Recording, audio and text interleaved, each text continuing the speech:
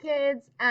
So you just listened to White Socks Only, the picture book. And so I just wanted to show you some of the annotations that I did.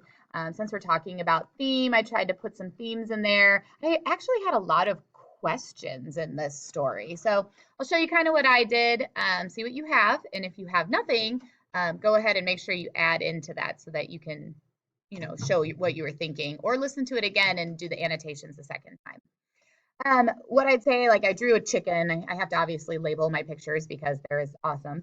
But I had the black shoes with the white socks because as the grandma was telling the story, she seemed really pleased that she had these brand new crisp white socks. And I kind of took random notes because it always reminds me, it's hard for me to even imagine what it was like at this time. And I love that this innocence of the child was able to basically inspire these adults to stand up. It's like, maybe they hadn't before, but like once you start being mean to a child, like it puts a whole different level to what's okay and what's not okay. So I love that, without even her realizing what she was doing, she was able to help all these people kind of stand up. And the man maybe didn't look like I don't know, he lost some of his power. And so, I come back to this idea too of the leadership element.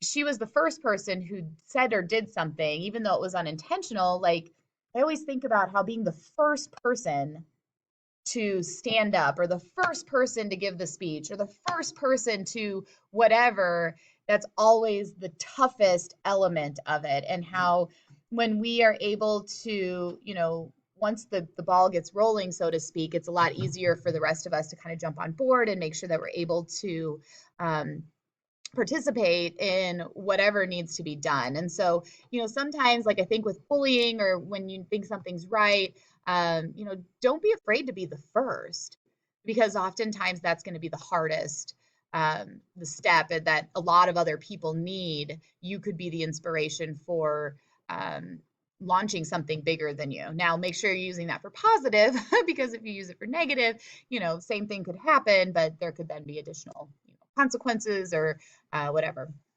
I did wonder, like I can't, like I said before, like there's so much, it seems like so much hate, like not even hate to the point of just, I don't like people like this, but like I am going to literally hit them with a belt.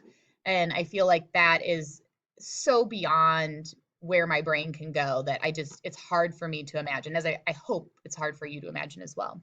And then the other thing that I was wondering a lot is that the grandma didn't know, like she thought that I like that the whites only sign meant the white socks. And so I'm wondering where she got that from, because if she lives in that time period, I'm curious how she didn't know.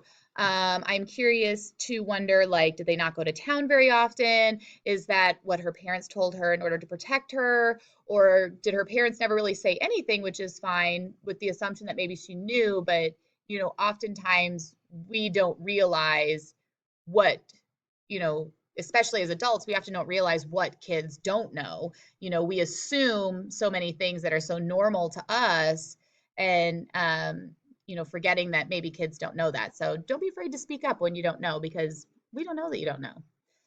All right, well, I hope you have some good notes. If nothing else, make sure that you've jotted down maybe the conflict of the story. You can jot down a theme that you might have, but make sure that you have something written down so that when it comes time for us to go back, you are able to pull out some notes.